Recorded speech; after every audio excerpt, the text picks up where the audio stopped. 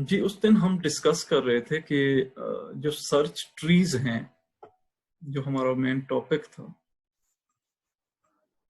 हमने ट्रीज को, ग्राफ्स को ट्रीज में कन्वर्ट किया था और उसके बाद फिर हमने ट्रीज पे कुछ ऑपरेशंस परफॉर्म किए थे और फिर हमने सर्चिंग ट्रीज के ट्रीज को सर्च किस तरह किया जाता है।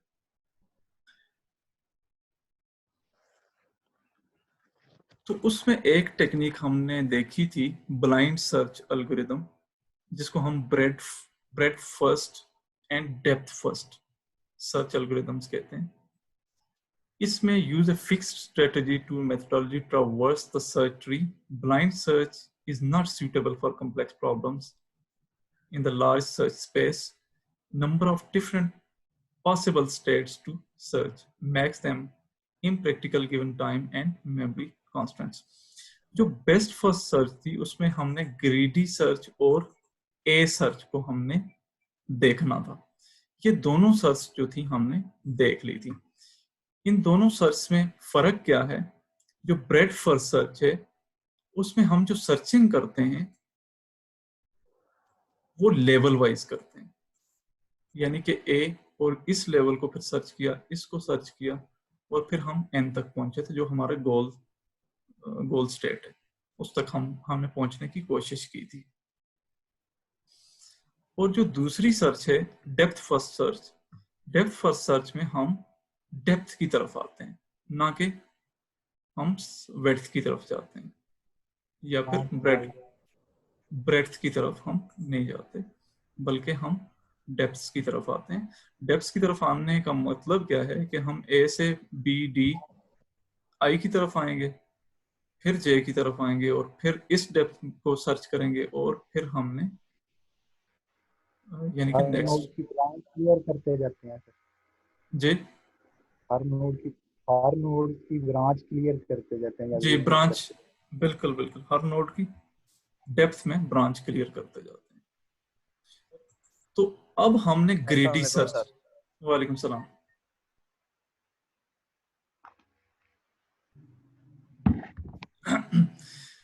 अब हमने ग्रीडी सर्च की तरफ आना है। ग्रीडी एल्गोरिथम्स को आज हमने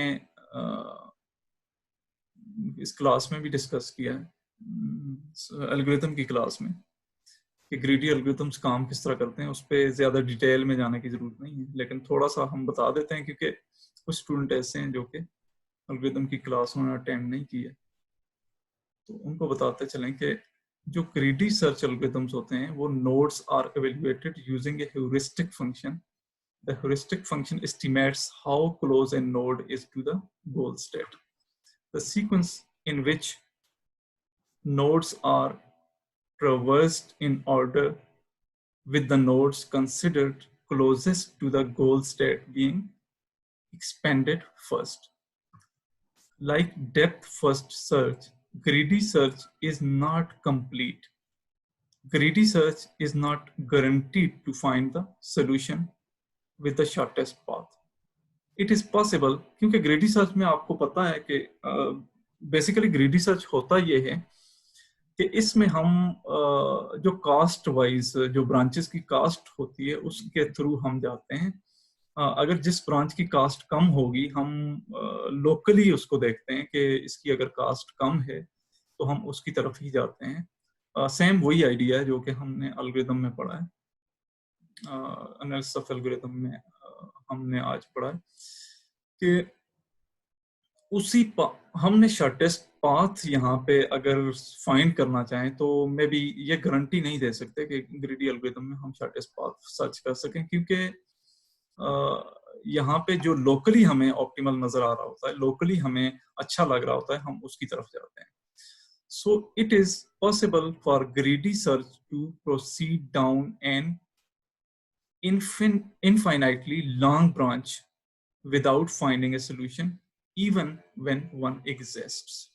ठीक है कि हम एक लॉन्ग ब्रांच की तरफ अगर चले जाएं, मे बी उसमें भी हमारा सोल्यूशन जो हो वो मौजूद ना हो, तो हम जो है ये नहीं कह सकते कि शॉर्टेस्ट पाथ जो हैं हम इजीली फाइंड कर सकते हैं ग्रीडी सर्च एल्गोरिथम में।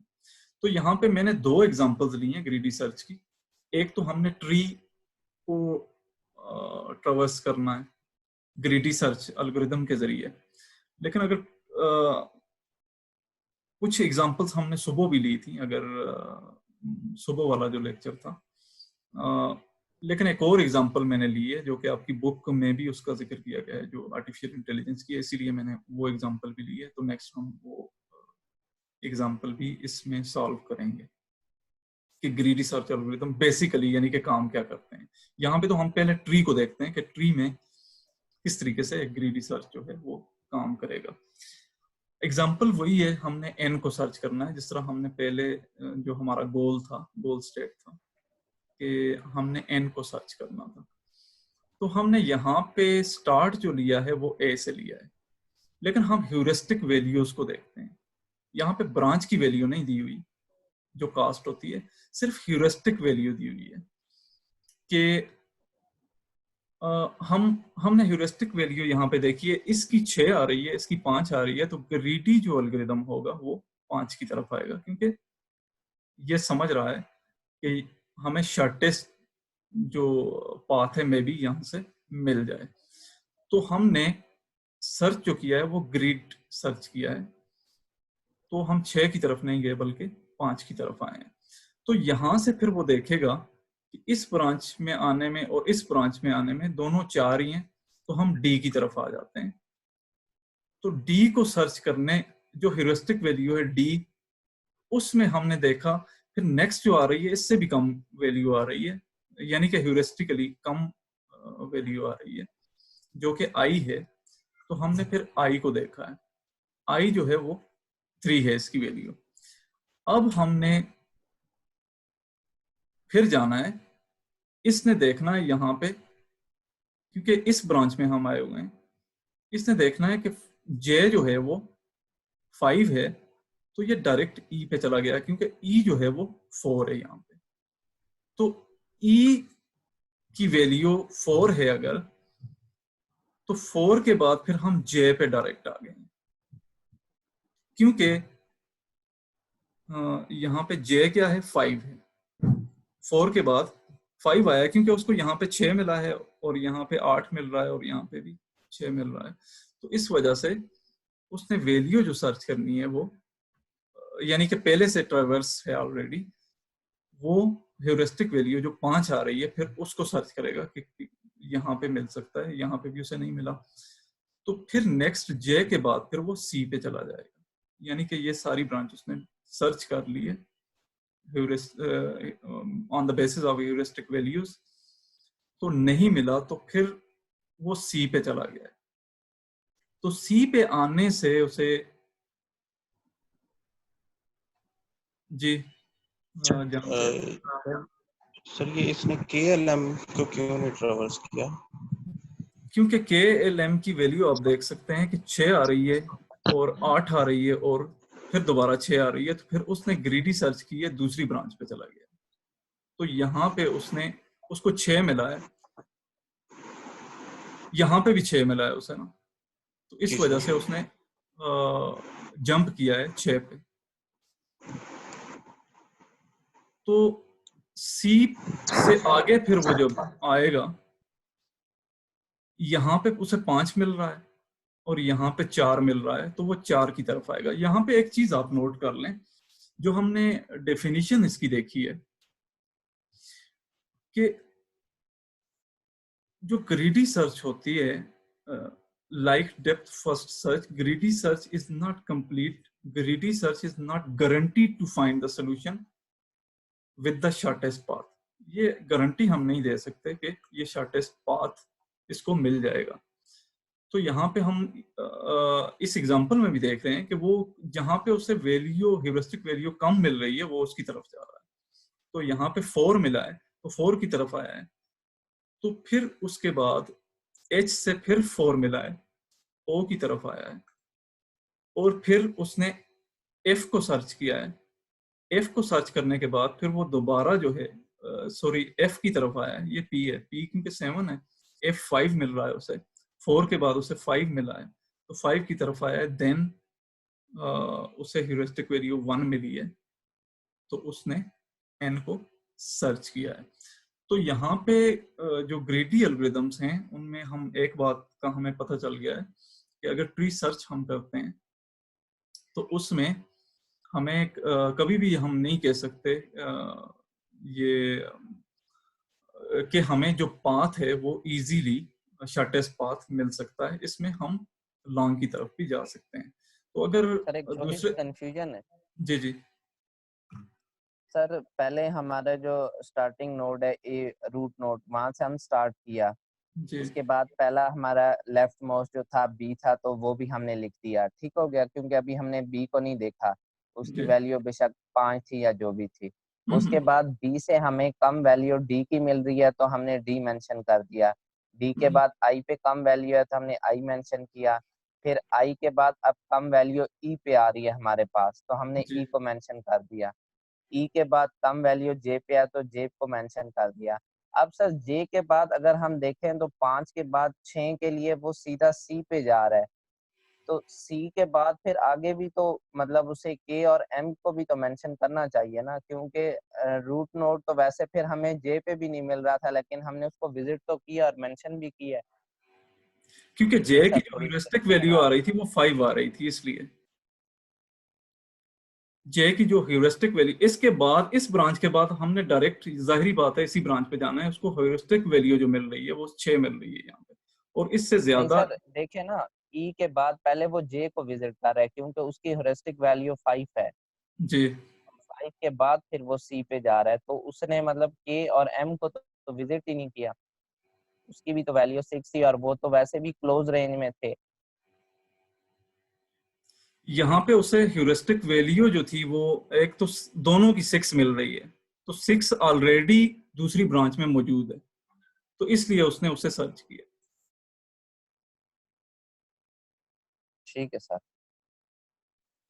ठीक है, थैंक इसकी यू। कोई और एग्जांपल भी हम देख लेंगे, कंक्रीट एग्जांपल, लेकिन इस एग्जांपल में यही समझ आ रही है कि हम इसलिए सी पे ट्रांसफर हुए हैं क्योंकि ये अब दूसरी ब्रांच में चले गए हैं, इसमें हमें कुछ नजर नहीं आ रहा, कोई सोल्यूशन नजर नहीं आ रहा, इस वजह से हम यहाँ पे गए। Excuse me sir. जी सर अगर लाइक दैट ये सी का पावर जो है यानी उसकी 6 है, अगर हमारी नोड जो है ये इधर ई के बाद के नीचे एन होता, तो फिर तो उसने ऑटोमेटिकली अगर जंप आगे किया है तो फिर नोड हमारी इधर है ई के बॉटम के बॉटम में, तो फिर हमें वैसे भी प्रॉब्लम होती क्योंकि उसने शिफ्ट आगे कर दिया है। तो हमारी जो है इस सर्चिंग के अकॉर्डिंग नोड तो वहां मिलनी ही नहीं थी, नोड तो के नीचे थी, फिर तो प्रॉब्लम क्रिएशन होता ना। हो जाता, क्योंकि हम पहले ही कह चुके हैं कि इसमें पाथ सर्चिंग जो है वो हम शॉर्टेस्ट की गारंटी नहीं दे सकते, कभी कभी आपको मिल भी सकता है।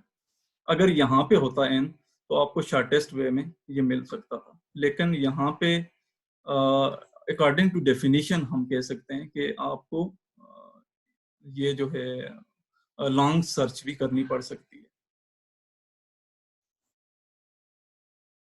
तो इसकी ग्रीडी एल्गोरिदम की एक और एग्जांपल हम देखते हैं,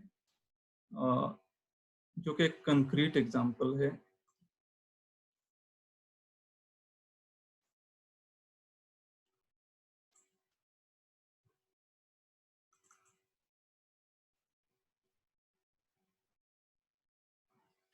ये एग्जांपल मैं इसलिए डाल रहा हूँ कि क्योंकि आपकी बुक में तो इसका जिक्र किया हुआ है कि नैपसेक जो प्रॉब्लम्स हैं वो हम सॉल्व कर सकते हैं इसके जरिए, ग्रीडी एल्गोरिदम्स के जरिए, लेकिन उसमें कोई एग्जांपल नहीं दी गई है। आपका चैप्टर नंबर 4 है या 5 है आपकी बुक में, तो इसलिए मैं इस एग्जांपल को डाल रहा हूँ। ये एल्गोरिदम्स में भी हम दोबारा फिर पढ़ेंगे क्योंकि बाकी लोगों के साथ भी पढ़ना है, लेकिन यहाँ पे हम देख लेते हैं कि greedy search is a variation of the A star algorithm where G node is set to 0 so that only H node is used to evaluate suitable path. In this way, the algorithm always selects the path that has the lowest heuristic value or the estimated distance or cost to the goal. तो जो ए star algorithm है इसको भी हम detail में आज देखेंगे कि इसमें और उसमें फर्क क्या आ जाता है। और जो ग्रीडी एल्गोरिदम्स हैं वो किस तरीके से सर्च करते हैं, और ए स्टार जो एल्गोरिदम्स हैं वो किस तरीके से सर्च करते हैं। तो greedy search is an example of the best first strategy.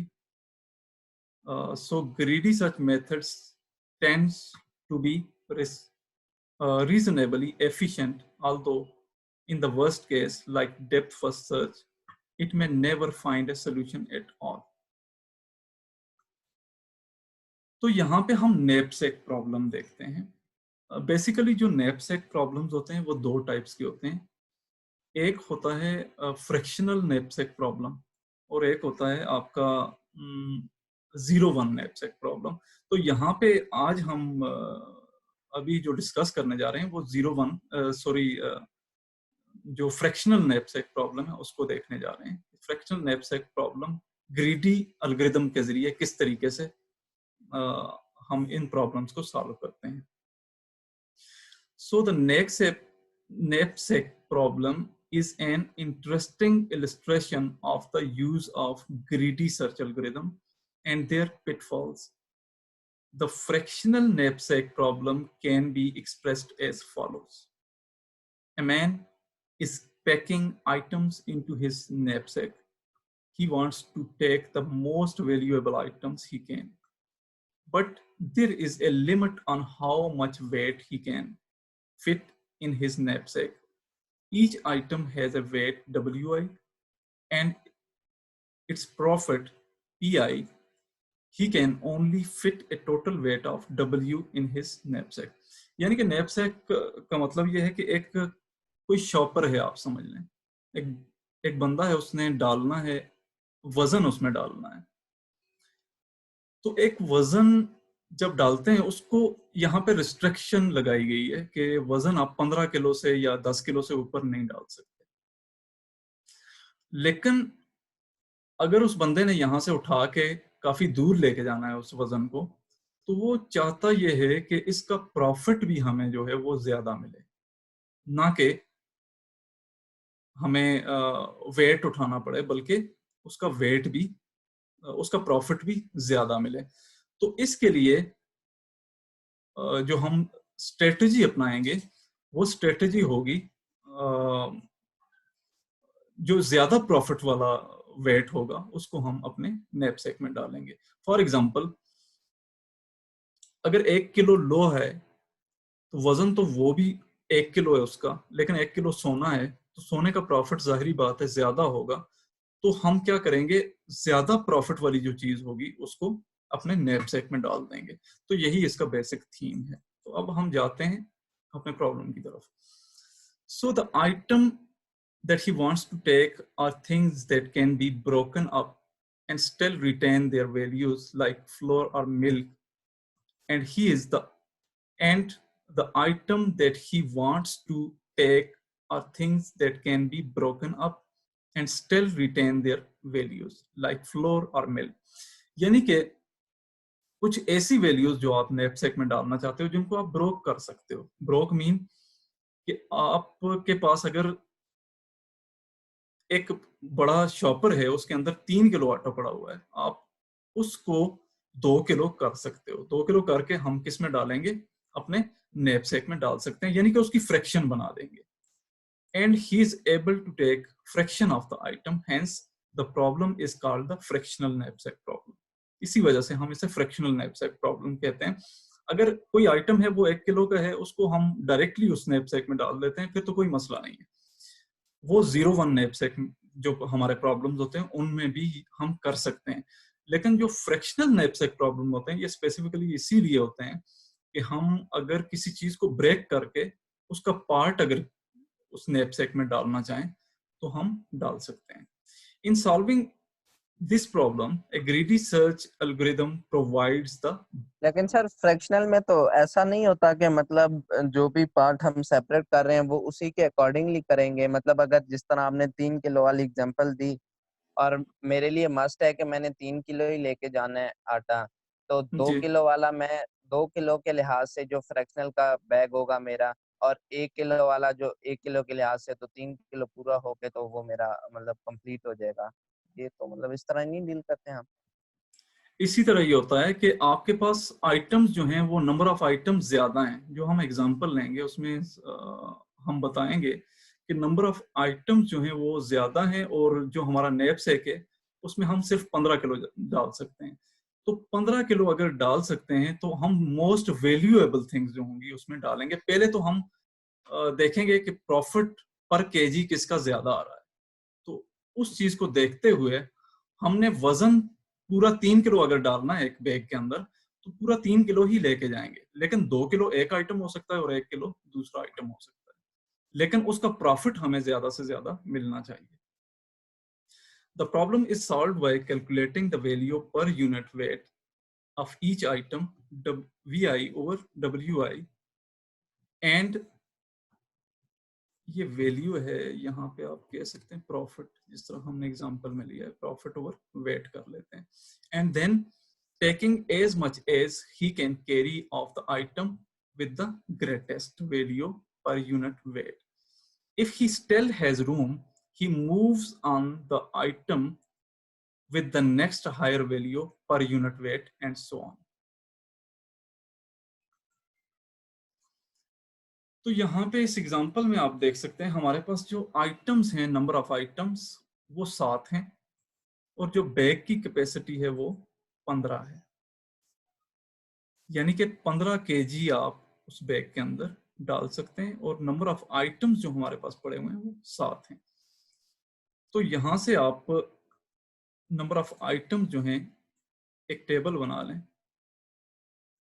उसमें ये टोटल 7 आइटम्स हैं, और इस आइटम का जो प्रॉफिट है वो 10 है, इस आइटम का प्रॉफिट जो है वो 5 है, इसका 15 है, इसका 7 है, 6 है, 18 है और 3 है। लेकिन जो वेट बन रहा है इसका 2 किलो वजन जो है उसका प्रॉफिट आप समझ लें 10 है, और जो आपके पास 3 किलो ये वजन है इसका प्रॉफिट 5 बन रहा है। इसका मतलब है ये प्रॉफिट कम है ना, और ये 5 है इसका प्रॉफिट 15 बन रहा है, और ये 7 है इसका प्रॉफिट 7 बन रहा है, ये 1 किलो है इसका प्रॉफिट 6 बन रहा है, और 4 का 18 बन रहा है, और 1 का 3 बन रहा है। तो हम next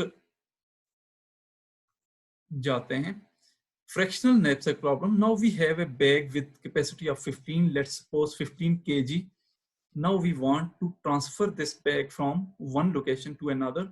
We are facing this problem in daily life.